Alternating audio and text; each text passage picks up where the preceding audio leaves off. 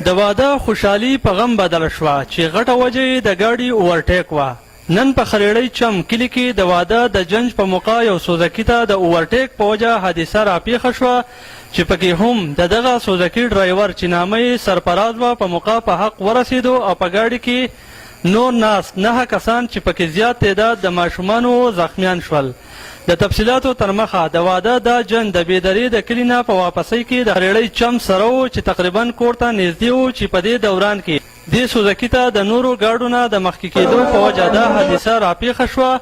او د دې په وجه د ګاډي ډرایور سرفراز په خپله په حق ورسېدو او د واده خوشحالي په غم بدله شوه.